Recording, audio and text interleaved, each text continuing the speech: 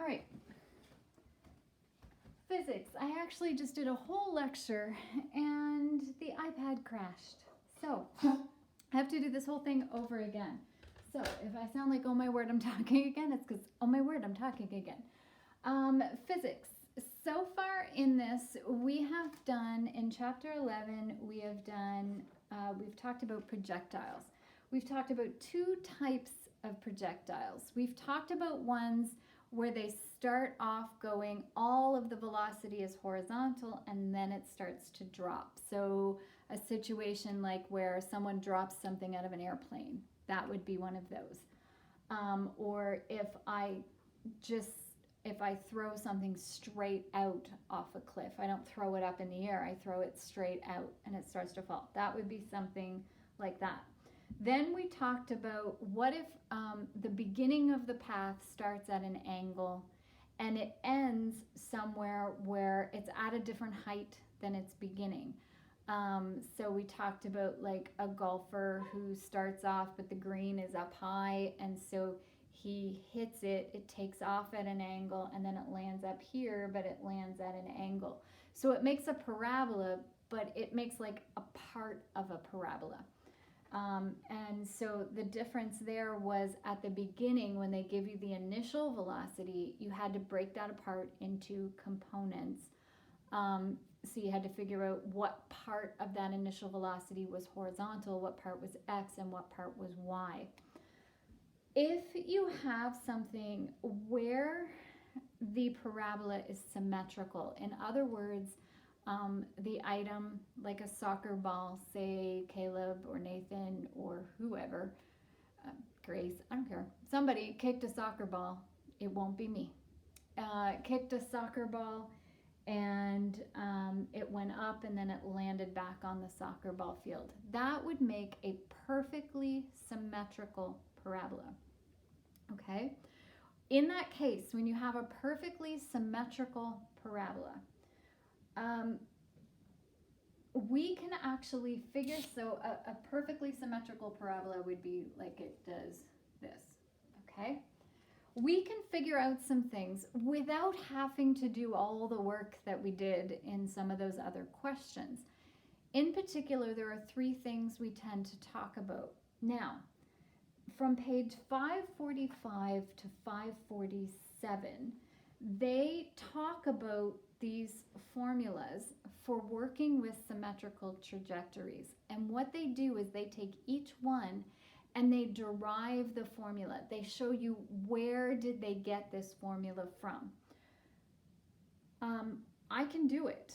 I have gone through it step by step, made sure I could follow it, make sure I understand it. I learned a lot going through it.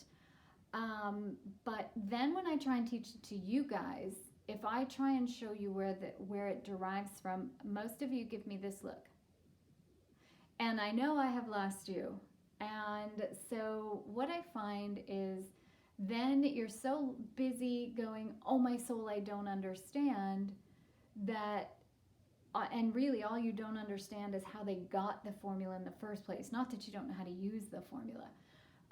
So I'm just going to give you the formulas and talk about what they're for. Now, I already recorded this once, so I already have the work done. So I did not erase all the work again because I didn't want to have to do it again.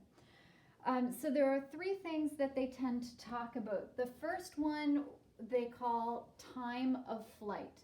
In other words, how long is the ball in the air after you kicked it? And the formula that they came up with, and again, I can show you where that comes from, but you really don't care. If you care, it's on page 545 and 546. You are more than welcome to look at it. If you have questions, I'm more than willing to sit down and talk about it with you. I just find that most people don't care and it confuses them more than anything. So time of flight, they use a big letter T for that, and they say 2 times the initial velocity. Now the initial velocity is happening at an angle, because when you kick a soccer ball, it doesn't go straight up in the air or straight across, it goes at an angle.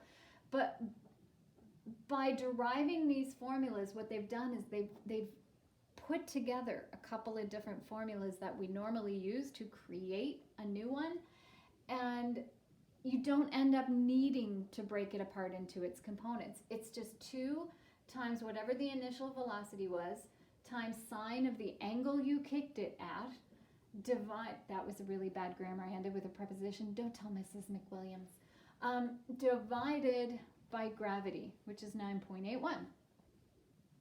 So that's time in the air. Range, another word for range is the horizontal distance. How far across did I end up kicking that ball? Or not me, but somebody who could actually kick a ball. Range is r is equal to the initial velocity squared times sine times 2 theta over g. Now I want to talk about that sine 2 theta for a minute.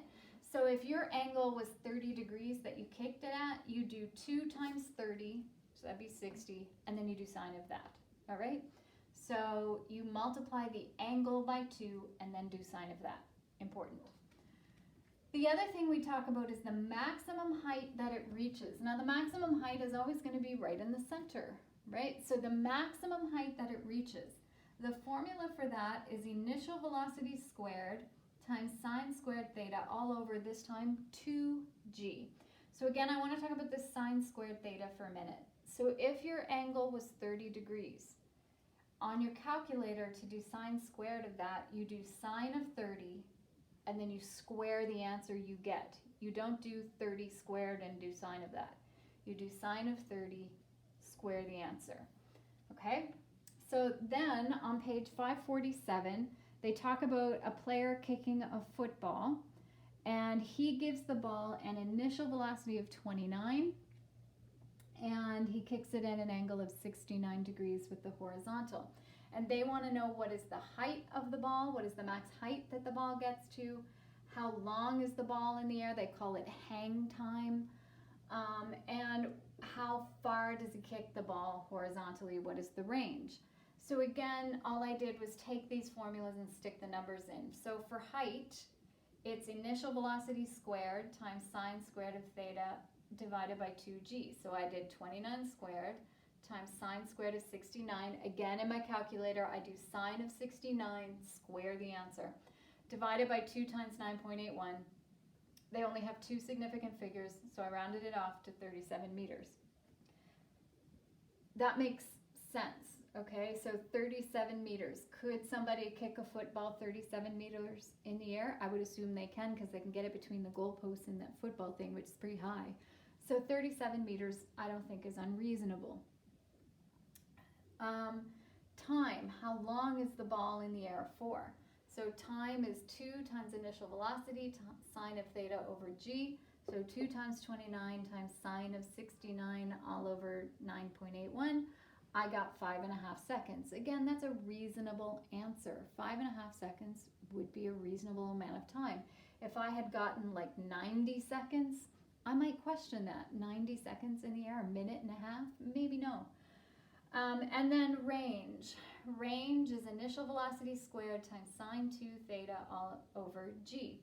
So 29 squared times sine of 2 times 69. 2 times 69 is 138. So I do sine of 138 divided by 9.81, and I got 57 meters. So that means the distance from where the ball took off from to where it landed, that horizontal distance was 57 meters. Again, that seems pretty reasonable. All right, so it really is just a matter of sticking the numbers into the formula, and you don't need any information other than initial velocity and the angle, which is what makes this so great, because you really need hardly any information, and it really is just a matter of sticking the number into the formula. All right, so quick video today. Thank goodness it didn't cut me off in the middle of one of my longer videos today, like calculus or something. So we will talk to you again tomorrow, where we will start into section 11.2, talking about circular motion. Again, there's only 2 sections in this chapter, so not a hugely long time before a test. I haven't done the lesson planning out for it yet. Oh, actually, I have. I'm looking at, well, I have Thursday, but I'm already at least a day behind, so I'm saying like Friday or even the Monday after, somewhere in there for a test, all right? So have a good day and see you